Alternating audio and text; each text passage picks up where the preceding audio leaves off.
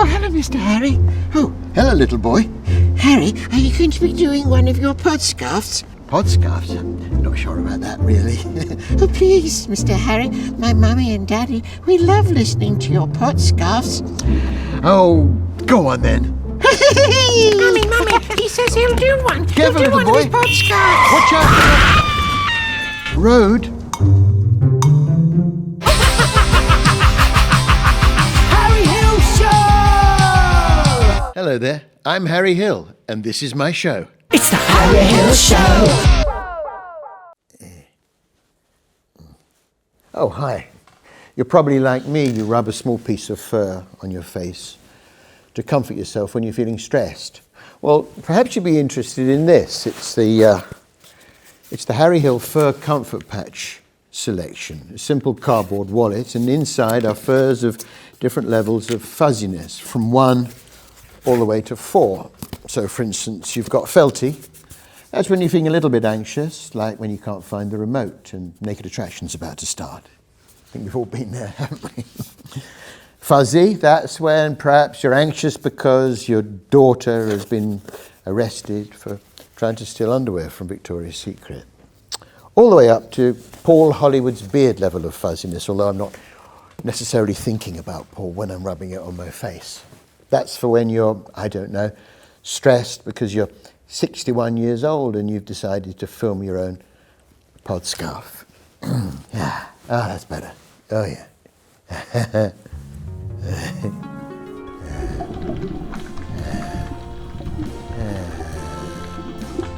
Everything is going to be all right. Everything is going to be all right. Oh, what? Bruno! No! Dirty boy! Back to your quarters. The guest is here, Daddy. Oh, in that case, we'd better welcome our guest.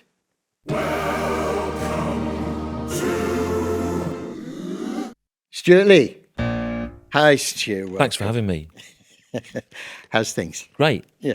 When was the last time you were at the Battersea Arts Centre? Well, I've probably seen something here recently, but when in the early noughties, I was here all the time for about 3 years. It was an absolute lifesaver for me because we used to be with Avalon, a management company, a company called Avalon. No, not. And it got to the point where every time I tried to develop work, Sorry, they just. I know, we won't mention you again. No. Promise. okay, well, I was with a management company, and every time I tried to develop work, I'd get further into debt. So I didn't know what to do, you know. And then I came here, and Tom Morris said, we've got this system where we won't charge you to use the rooms as long as you talk to the audience afterwards about what you're trying to do and do like workshops and things. So I did loads of things here for about 3 years. I was here about 3 days a week, and I didn't really earn anything, but I didn't get further into debt by working, which at that stage seemed to me to be like unimaginable. But it was actually what I thought it would be like doing this. You came in here every day. There was loads of interesting people doing things. Yeah. Then you had a drink with them at night, and you weren't charged to work. Yeah. It was like They made the money on the bar. They made the money on the bar. Yeah. That is the model for all of show business. Yeah, I know. Yeah, It's based on the sale of alcohol. No, it was great. It was great. Well, I remember seeing the Jerry Springer the Opera thing here. in its first iteration. Like a lot of things, I think it was better when it was done on the cheap, quite shoddily. Yeah. And it's good to see that you've returned to that model. Brings us full circle. Do you remember the TV show of Nigel Neal's Quatermass with Sir John Mills? Yeah, well, I've seen clips of it. Yeah, I mean, obviously, I'm far too young to. It's set in the future, which back then was 2025 or something. And in it starts, London is like on fire and there's riots everywhere. And he goes to this TV studio where they're making a really low-level interview and comedy program that he's the guest on. And it feels under siege and they've got no money and there's people in costumes. Basically, Nigel Neal's vision of a future dystopia is what you're doing here. It is. You know what? Another reference that I used to occasionally in the sort of 70s and 80s, you'd see clips of what were called cable shows. Yeah. From the States, which we never really had a tradition of here. But I always thought that, wow, a cable show where basically you can just do something in your front room directly. Yeah. And that's the whole world now. That's, well... it's not quite, is it? Actually, the comedian Roger Mann fronted one for. There was a Swindon cable television experiment, and he had a show on Swindon cable television, which you can find on the internet if you look for it. This is better than that, though. This is much better than that. Well, it's only just started. Although it's interesting seeing you do your bits with no audience. Yeah, it's terrible. No, but you do look like a madman who's been incarcerated and is just playing with things he's found on the floor in the cell. Sometimes I made that. Sometimes, yeah, last night. Yeah. Sometimes I remind myself, do you remember Finger Bobs? Yeah. Yoffie on Finger Bobs. Yeah. Who basically was a man with a pair of gloves and some bits of paper. Yeah, well, he was a Canadian country rock star, actually.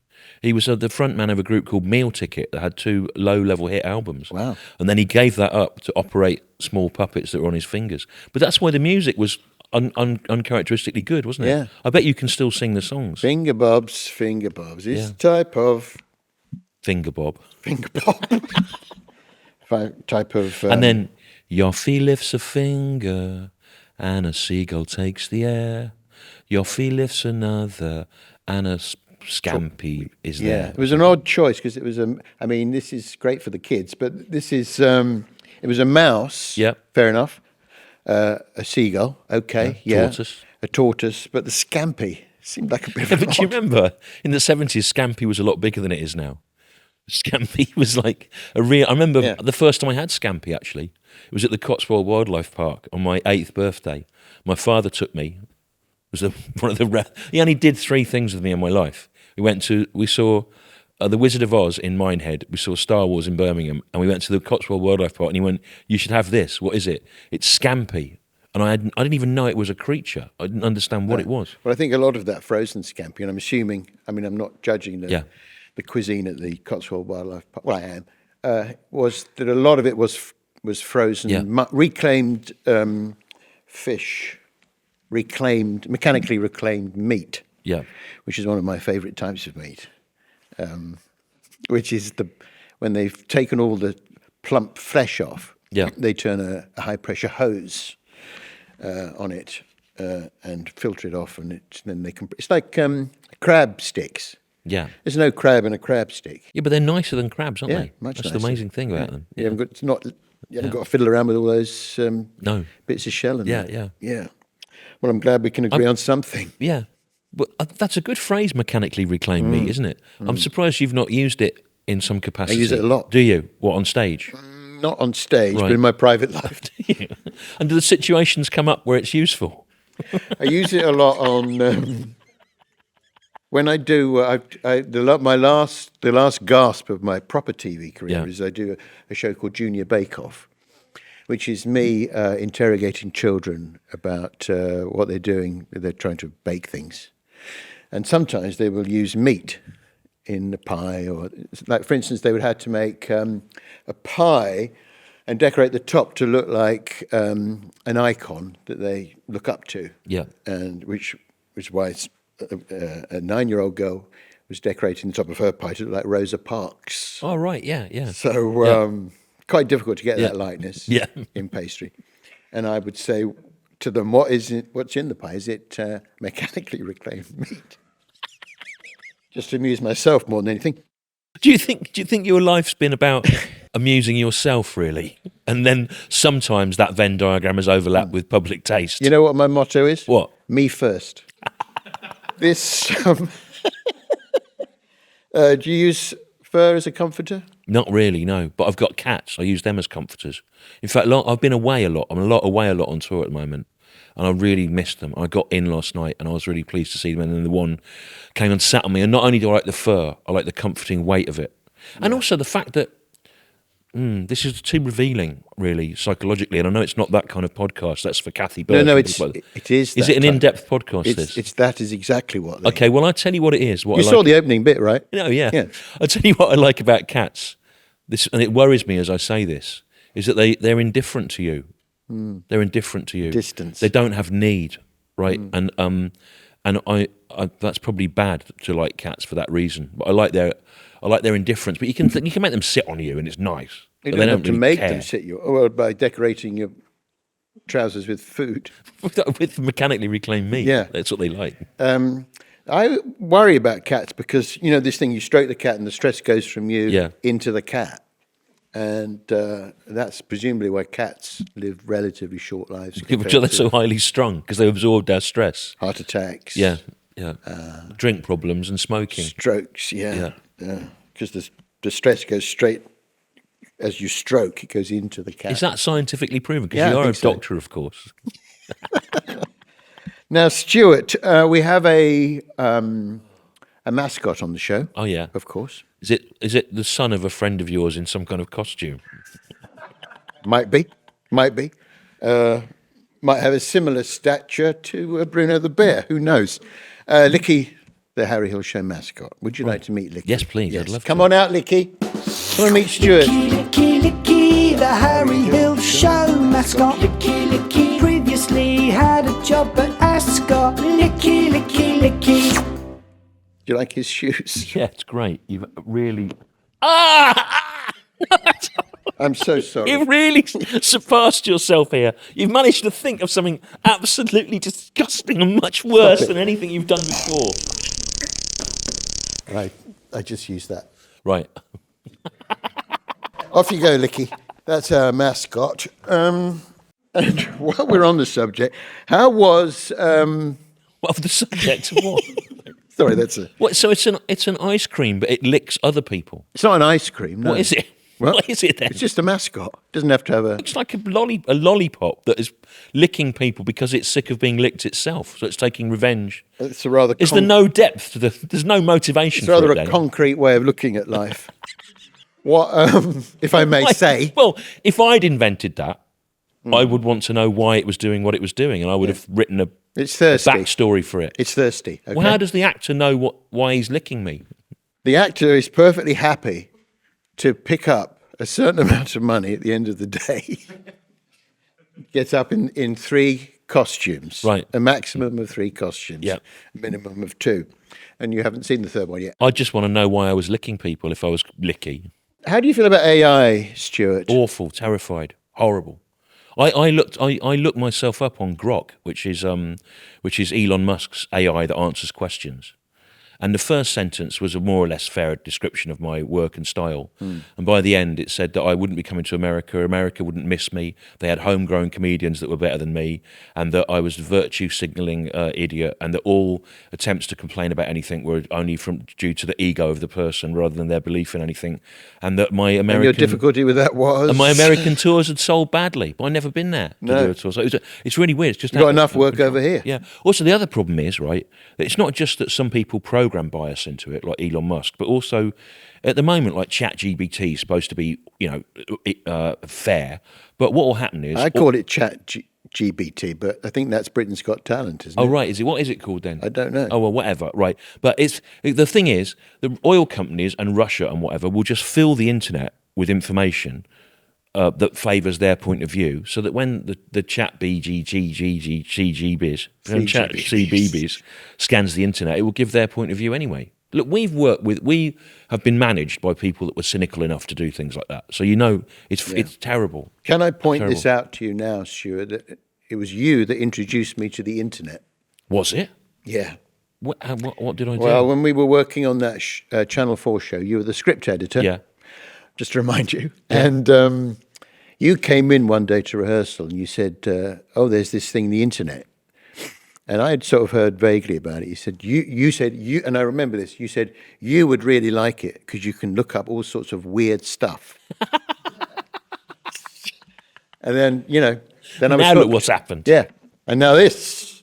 Now you're on the internet. I remember the first time I saw the internet, I was a student.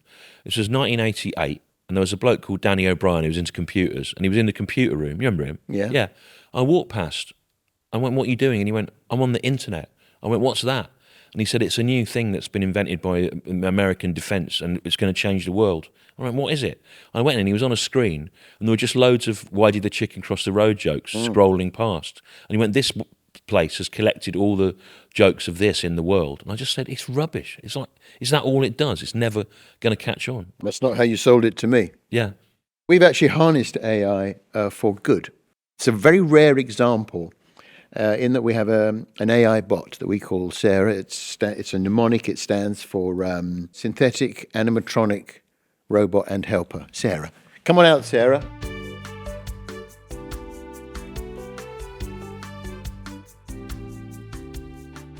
Say hello to Stuart Lee. Stuart Lee, the big mucky muck. Such a treat to finally get to meet thee. Fancy a sausage? Come on, mate. Take it. It's good for you. I got a deal with a butcher. He's got to deal with a butcher. Now, Stuart, you happy to just hold that, or do you want to put it in your pocket? I'll hold it. Okay. All right.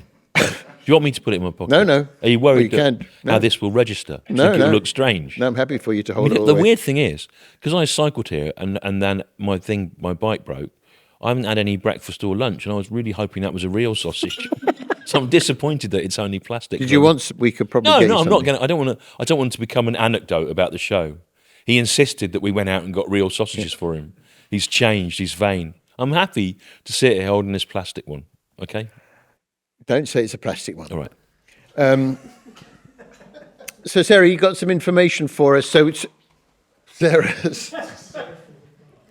has been doing some research on you, with the AI thing.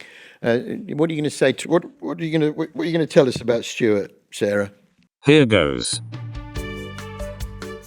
Stuart Graham Lee is an English comedian. His stand-up routine is characterized by repetition, internal reference, and deadpan delivery. Early life. Stuart Graham Lee was born in Wellington, Shropshire. He was adopted as a child and grew up in Solihull, West Midlands. He participated in the school's mountain walking club, which went on regular excursions to Snowdonia. What's that shopping mall? If so, get me a pair of brogues. He later read English at St Edmund Hall, Oxford, graduating with a 2:1. Is that good? Never sure with those places, probably enough to say you went there, right? I went to Oxford, door opens. Automatic ticket to the top table. While a student at Oxford in the 1980s, he wrote and performed comedy in a revue group called The Seven Raymonds with Richard Herring. Richard Herring. Hang on, trying to picture him. Big guy with a beard? No. Just getting David Bellamy. Sorry.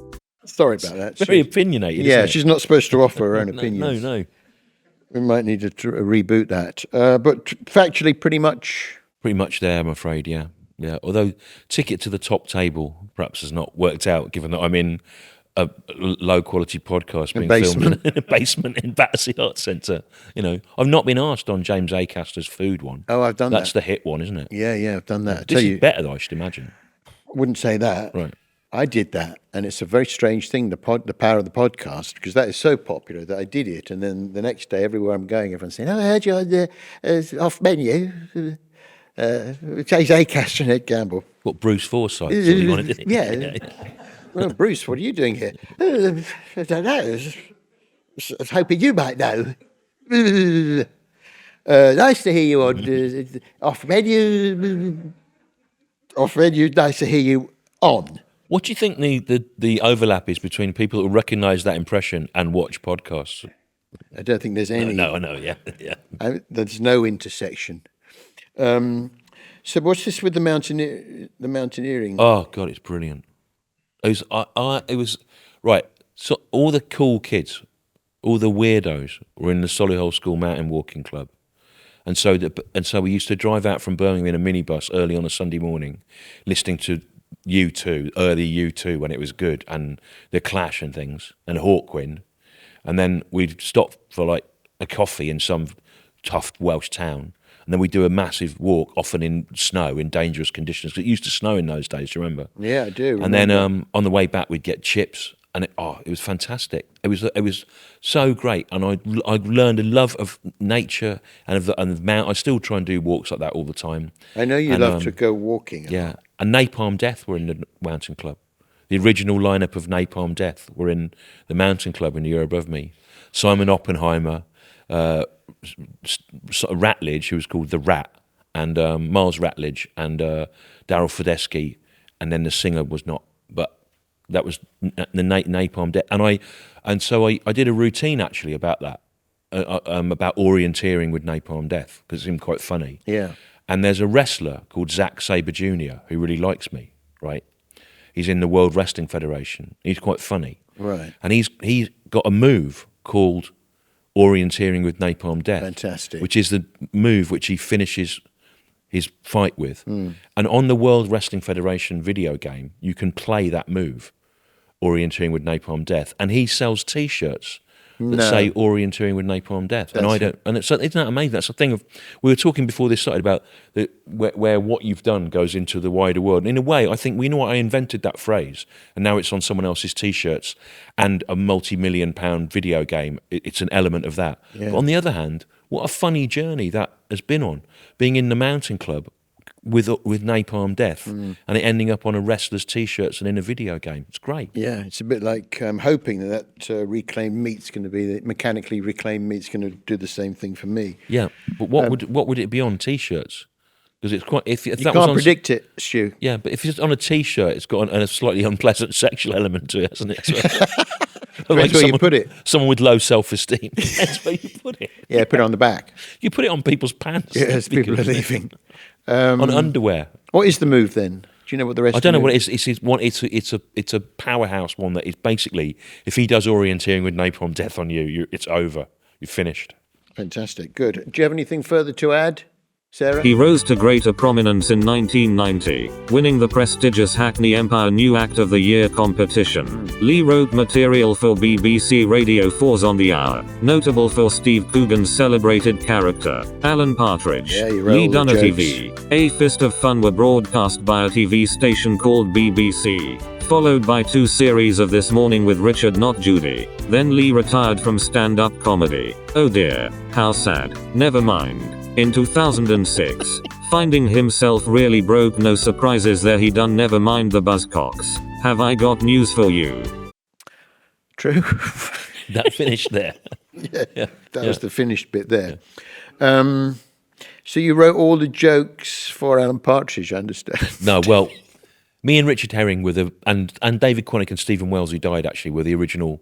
Oh, we were Quantick as well? Yeah, yeah. Oh, right. Well, we were the other writers on The Air, and so we wrote. Because he wrote for TV Burp. Yeah, I know, it's very funny. Well, we wrote the original Alan Partridge material, but it was all like sports stories, you know, and then when Pete Bainham and Patrick Marber came on, to be fair, they took it over and sort of they located him in Norwich and all those kinds of things, you know. But the original stuff was, I mean, sort of tonally, I think we helped with it. But really, Coogan just used to come in and improvise with what he was given, and he so really? inhabited that voice. But I remember he used to say that he liked doing On the Hour because his real source of income was doing corporate gigs and adverts, and that's why he'd got sports cars and stuff. But it was fun to do Alan Partridge because it was just a little bit different and good fun. He didn't really view it. He couldn't conceive of it as being his future. You know, I think he thought he was... I think he just this resisted guy. it, Yeah. didn't he, a bit? Yeah.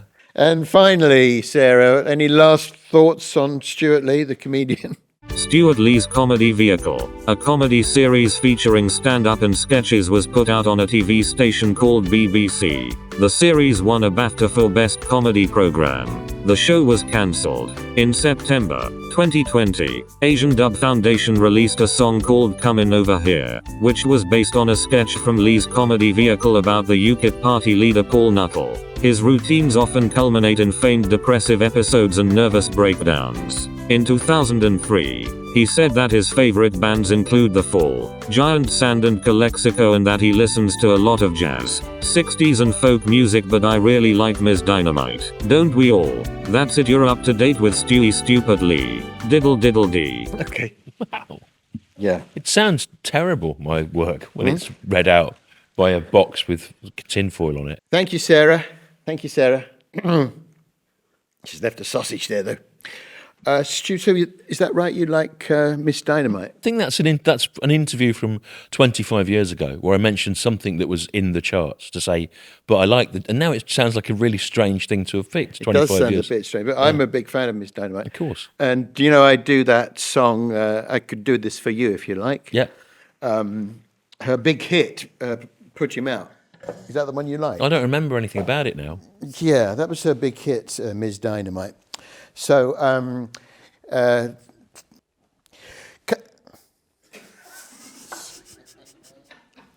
you made a rod for your own back? Yeah, I have. Yeah. Tells you what to wear and how to behave. Comes in your home and treats you like his slave. Don't need him if he makes you sacrifice your freedom. Get him out your life. Shout and curse at him in public places. Sleep in your house on a part-time basis. don't even take care of his child. He don't make you smile. I understand that you love him and you're down. That don't mean you need to be his clown. Girl, you got to put him out. Change the locks and all that. Girl, you got to put him out. Next time, don't take him back. That was superb, but presumably you did it with a deliberate echo of John Cage there, of John Cage's Water Walk. Yeah, that's. See, the thing about you is you don't make it. You don't wear it on your sleeve, but you continually use popular culture as a vehicle for high art, don't you? You've basically just done what if John Cage had written a Miss Dynamite song. You've done that, and no one's going to notice that except me. And if I'd not mentioned it, people would have just thought, "What's that?" And you'll never admit to it because you're living your whole life as a private joke at the public's expense. You think it's funny that you've done that, and it is. And you think it's even funnier that the average person won't know what it is. And that amuses you. Never mind what I think. Do you want a chocolate? Yeah, great. Go on then. We have these. We've had them made special. It's branded chocolates. It's just a conker with no chocolate around Don't it. you like them then? No. That type. All right. It looks good, but it has such promise. It's such a disappointment to open it up and have a... Give me that. Why can't you do something? I thought you had chocolates made. That's the sort of thing you would do. Why can't he do something? Why can't he do something right for a change? Harry Hill Show! Do you feel anxious the whole time? Yes. Money worries? Yes. Shoes too tight? Absolutely. Feels like no matter how hard you try, you'll never get the lid off the pickle jar. That's absolutely Then you right. need the Harry Hill Fur Comfort Patch Selection. Hello, I'm Chris Whitty from the COVID pandemic, and I fully endorse the Harry Hill Fur Comfort Patch Selection. Simply select the fur patch commensurate with your level of anxiety and rub it on a soft part of your body, such as face, arm, or tum-tum, and then travel up into your brain releasing calming endorphins, not to be confused with fur dolphins, although they're fun too. The Harry Hill Fur Comfort Patch Selection comes in a handy, easily recyclable cardboard wallet too. Buy one now and get 7 free. Warning, may cause itchiness, drowsiness, bulging eyes and anaphylactic shock. Regency Innovations. Princely interventions in an uncaring world. It's time for our theme of the week.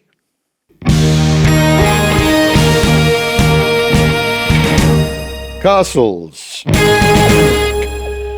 Castles is the theme of this week. And we're joined by Matt Lewis from the Gone Medieval podcast. Lovely to see you again, Matt. How are you? It's great to see you again, Harry. I'm Yeah. very well, thank you. Are you? Yeah, it's not bad. You know, we're joined here with Stuart Lee. You're Fine, familiar Matt. with Stuart's work? Hi, Stuart. Of course. Of course, of course. So we're going to start in fairly basic. What is a castle? I mean, the technical description for a castle is a private fortified residence. So it's a building that normally one person owns, probably a lord of some description, an earl or something in the medieval period.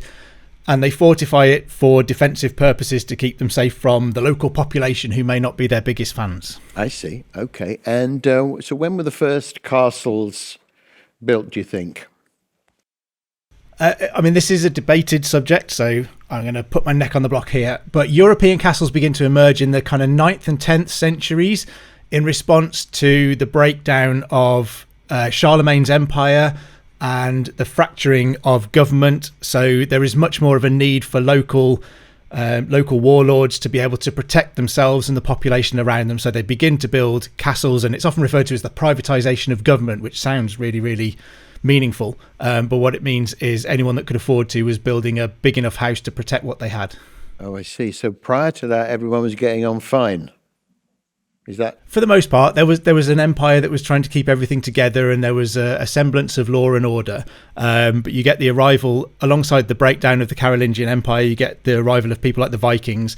So it's all kicking off at the same time, and people decide that castles that you can defend seem like a really good idea. I see. So, for instance, you're welcome to join in at any point, Stu. Yeah. So, for instance, the Romans wouldn't have had the need for castles? How did they protect their Not stuff? necessarily. So Romans, I mean, the word castle is derived from Latin. It's derived from the Latin word castellum or castrum, which just means a fortified place. Romans had what they would call castles, and we also have things like Iron Age hill forts and things like that, but they were much more communal, so they didn't belong to I see. a single person. Right. There was a whole community that would be within an Iron Age hill fort. Oh, that's really interesting, because I love Iron Age hill forts, and I go on walks to them, and I like it when you can walk along a ridge somewhere and you do like 5 or 6 in a day, and they do feel like happy places, not like they don't feel like they're the scenes of terrible violence like castles do. Although there's one just up from Minchinhampton, which was the first place in England that they found arrowheads that had been made out of iron. So obviously there was like violence going on there, but they've got a nice feel to them and a nice view, and I like the ditches feel really natural and like contoured. They seem like happy places where communities lived, rather than castles which do look like an exercise, a display of power. But is that partly, do you think, because you have to pay to get in to see a castle? Yes, I think so. You already feel resentful of the people.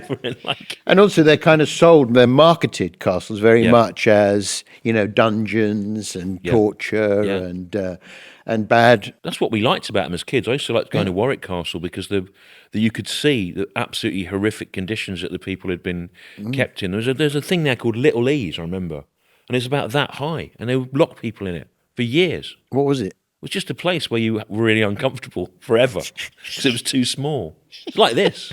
I knew that was coming. You can't resist it. To have a dig. So who were the owners? So these first castles were owned by basically people with money. That's what you're saying. Yeah, essentially anyone who had enough money to build one and enough to protect that they felt they needed one. So as the Carolingian Empire breaks up, you get small local regional warlords, and they will gather as much wealth as they possibly can, and once they've got tons of gold and lots of people who don't like them anymore, then they need some way to protect themselves. So these castles begin to spring up, and then they develop over the centuries that follow.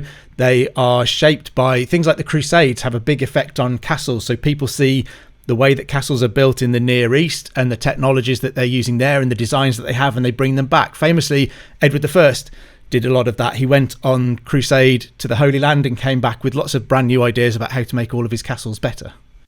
Can I ask a question? Yes, of course. Matt, I prefer ruined castles because I find them more romantic. So what's your favourite ruined castle in the British Isles, and what is your favourite castle that is more or less intact, or is at least presented as if it were a functioning place?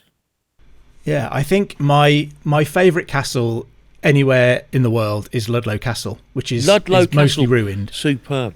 Yeah. Never been. I absolutely love it. I find it's such an atmospheric place, and it's such a huge open space. You really get a sense of, castles used to be bustling places where those open spaces that we see today would have been filled with buildings and people working, and smell of bakeries and the sound of the blacksmith working away. They would have been a real hub of the local community and really busy places, and it's hard to get a sense of that when you visit some of those ruins today. Wasn't it? But I absolutely adore Ludlow, and I think my favourite kind of still operational castle is probably Windsor. Windsor is a fabulous place to go and visit, probably the longest inhabited castle in the UK now. Was it at Ludlow that Simon de Montfort had a massive event to try and impress, I think, Elizabeth, wasn't it? And he had like huge water features built and people dressed up as whales and all kinds of things in those grounds. It was a famously massive event to... No, could be wrong. That might have been was that Kenilworth? Robert Dudley was Kenilworth, put on firework displays and things at Kenilworth to try and impress Elizabeth I. And it was Kenilworth where Edward II was assaulted with a poker, wasn't it? That's Berkeley Castle, Berkeley allegedly, Castle. supposedly, but it didn't happen. So. I am here, Yeah. Hi, Harry. You've really hit it off with Matt, and I just Ludlow feel like, is great, yeah. I feel like I'm kind You of... can have a good day out in Ludlow. There's a good second-hand bookshops as well, nice market in the town. Yeah. Can we try and get back onto just like broaden it out a bit, just to sort of castles in general? I mean, that's very interesting, but Ludlow. So who built Ludlow Castle? Who owned that one? The most famous people who owned it were the Mortimer family, who were responsible for deposing Edward II, and then it fell into the hands of the Yorkist family who became kings. So Edward IV, Richard III, those people owned Ludlow Castle too, and it's part of the Welsh border castle, so they call it the Welsh Marches, the borderland along England and Wales. And it's believed that the Welsh Marches is the place that has the highest density of castles anywhere in the world, because it was such a kind of lawless, Wild West atmosphere that everybody out there was building castles. Oh, I see. So was it to stop them from coming over here? Yeah, and vice It was versa, really, yeah. It was to fix a boundary and stop the Welsh attacking. Stop the coracles. So what you're saying is the castle, the outside of the castle, those what looks like from the outside the castle, that is just a sort of precinct area, and inside is all these houses and bakeries and shops. Is it like a shopping You made centre? it sound really rubbish. You made it sound like an early an shopping mall. outlet centre. Sounds like the MacArthur You Glen can get like really big retail shirts park. there. And get big shirts for lorry drivers there. Yeah. Yeah. Is that right? So it would be how many people would be living for, say, let's take, since you brought it up, Ludlow Castle, how many people would be living there? What, 1,000? Not that many, no. There wouldn't be all that many living within the castle, but lots of people would work in there. So they might live in the town outside, but they would work inside the castle, doing any kind of job that the castle needed to keep it going. And they would be in the outermost part of the castle, so the outer bailey, and they would be the first things that would be lost if the castle was under assault, because the idea is that you have these kind of concentric defences that are centred around. So in the middle you have the keep, the big tower that is at the middle of the castle, and that's the place where you're going to make your last stand. So you build all of these layers of defence out from there, but the idea is the keep is somewhere that you can defend hopefully almost indefinitely. Some of the questions that you're asking about castles, they're just questions about how society works, really. You just don't seem to have thought about employment or anything, or but where food comes from. Well, Do you sort of live a cosseted life? I never. This is, entry level. Okay, right. I'm just thinking of some of the people who might be watching this, who will be just coming in at as I say, entry level. After the COVID pandemic, there's a whole generation of people who are unfamiliar with what's going on. Basic, and what they facts. need is to have it explained to them by a man sitting between three enormous blue cats, and that will be comforting to them. This is their way back in, is it? You're like Omid. Omid went to Saudi Arabia to help the people there, and this is about helping people. I can do it from home. I can do it from here. From South London. Yeah. But by the time surely you're holed up in that keep, it's over, isn't it? Shouldn't you be building a tunnel to escape somewhere? I mean, I'm not a castle designer, but you definitely would. So castles often have postern gates. So these are hidden gates in the walls. So you might be able to escape and slip out through a postern gate. That's but what you I tend would to be put doing. your Just for you the tend to record, put I your would well be somewhere slipping near out. the keep, so you've always got a constant supply of water, and you can hold out as long as you possibly could. The word dungeon actually derives from the French word donjon, which was the original name for the keep at the middle of a castle. So the donjon was the place where you kept all of your valuables and you kept everything safe. And suddenly over time that evolved into a place that you keep prisoners. They were considered, of value. And then all of a sudden the idea of a dungeon moved sort of underground. But actually the big tall keep in the middle of the castle is the original dungeon.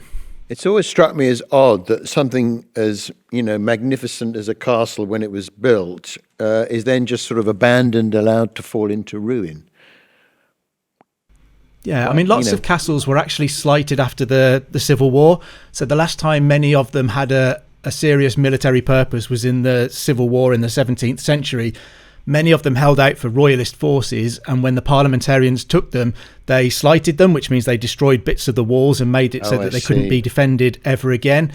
And so that's the state that they were left in for centuries. And you eventually, in sort of the 19th century and into the 20th century, you get this slightly romantic attachment to ruined castles, and they become a place that people want to visit. And that's evolved into what is today, the tourism industry of going to visit castles. See, that was a good question, and there was a really good answer to it. Yeah. But basically, That's what they were aiming abandoned for. because they were thought of as pointless, And then later on, people went, oh no, I like that. It looks really good. Let's look after it and invent the National Trust in English Heritage. And now what's happening is people are thinking, let's take over the National Trust in English Heritage and get all that land and give all the money to people in Dubai. And build flats. Yeah. Have I ever told you and you can use this, I imagine you get employed for various sort of talks and corporate events, Matt, my castle designer joke. Oh no! Would you like it? Would you like to hear it? I'm a castle designer. What am I designing? What am I doing? Well, I'm designing the tops of the walls. Okay, I'm a castle designer, just the up and down. Okay, what am I designing now? I'm a castle designer. What am I designing now? Like that. Another one there. Like Arrow slits. Yes, I'm designing the windows. I'm a castle designer. What am I doing now? A drawbridge. I'm just closing my laptop because I've done 2 designs today. I'm a bit tired.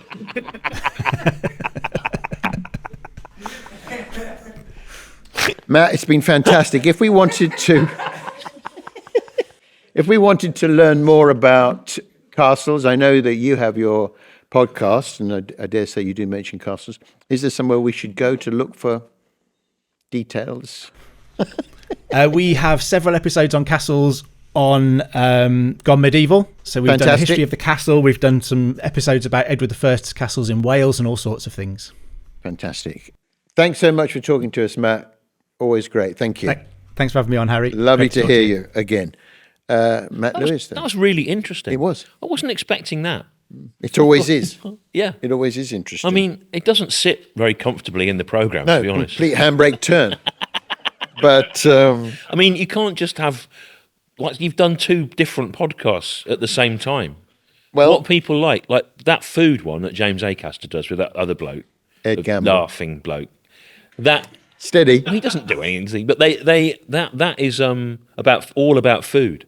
They don't suddenly stop and talk about medieval desigine for 20 minutes. There needs to be What was? or you have to have all different things. If I may. Yeah. What was the BBC? What was Lord Reith's vision? Educate, entertain, and inform. It's the Harry Hill Show. It's time to play Name the Seed. Name the seed! What do you like at gardening, Stuart? I'm all theory and no practice. Do you have a garden? Yeah, I do. But unfortunately, rats have eaten through the cables of my lawnmower, so it's not in a good state at the moment. What's in it for rats? Well, they like to sharpen their teeth on the rubber. Bit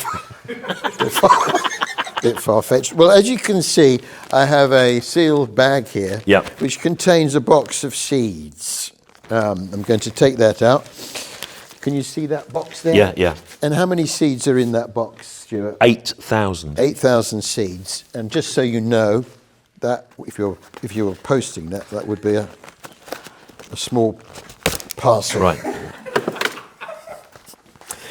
Now what I'm going to do, I'm going to select a sachet of seeds and place one of the seeds on the seed display unit, and you have got to attempt to name the seed. Okay? All right, so I'm going to place that on there. If you're unhappy with this seed, you can opt to change the seed. You have the one option to change the seed. All right? Okay, so your time starts now.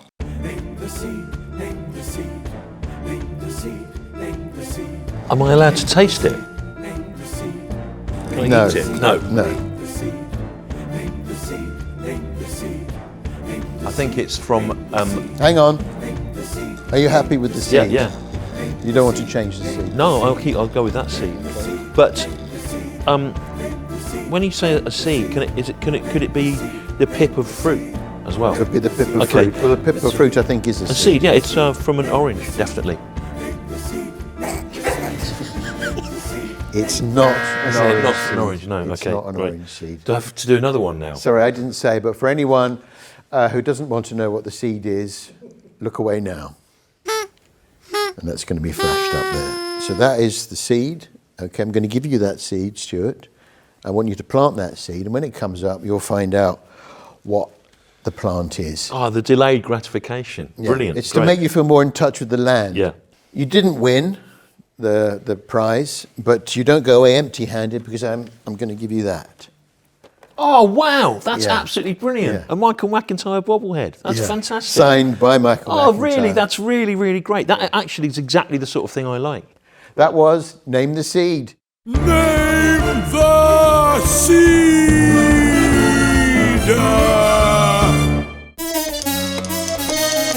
Gary's Joke Corner.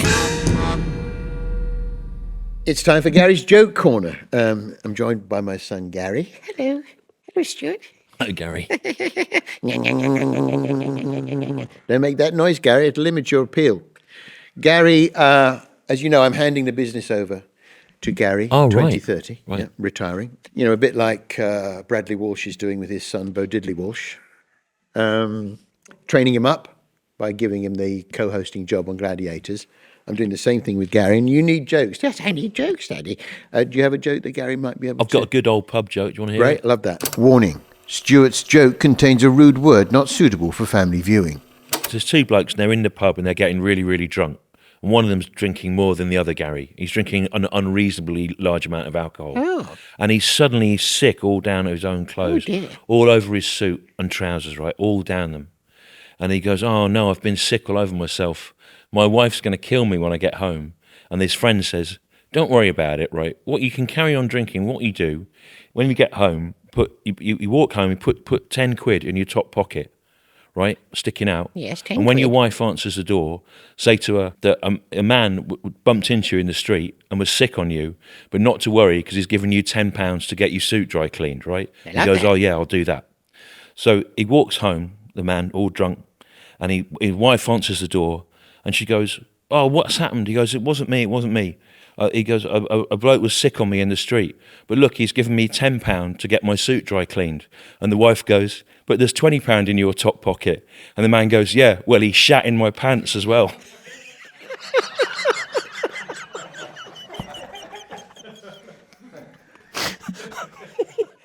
It's not suitable. It's not You can't suitable. use that one, Gary. It's not suitable for my... I'm not that sort of act. It's a good one. It's a good one. No, I think you've got a joke for us, Gary. Do you want to try it out? Yes, I want to try it out. Here, Daddy. My dermatologist has just completed a no-holds-barred autobiography, lifting the lid on all the shenanigans that go on in the life of a top dermatologist like her. Warts and all autobiography. It's not so much about the skin conditions themselves. That's best covered in a dermatology textbook.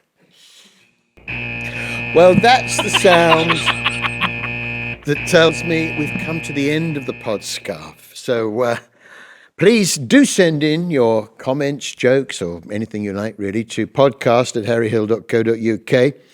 All that remains is for us to thank our expert, Matt Lewis, and, of course, our special guest, Stuart Lee. Butterfly in blue jeans, hamster in a chiffon top, Puppy in a poncho, fluffy duckling with a bob. butterfly in blue jeans. These are the things of our dreams.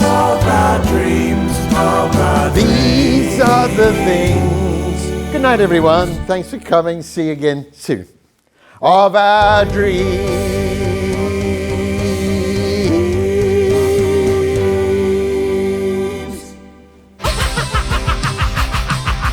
Harry Hill Show! Everything is going to be all right.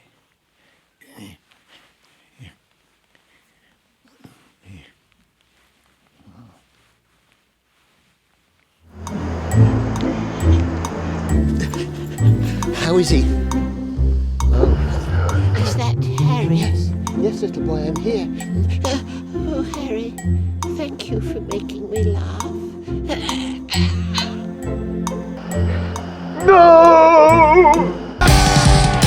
It's the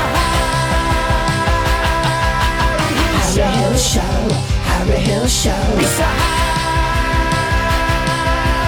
Harry Hill Show. Harry Hill Show. It's the Harry Hill Show.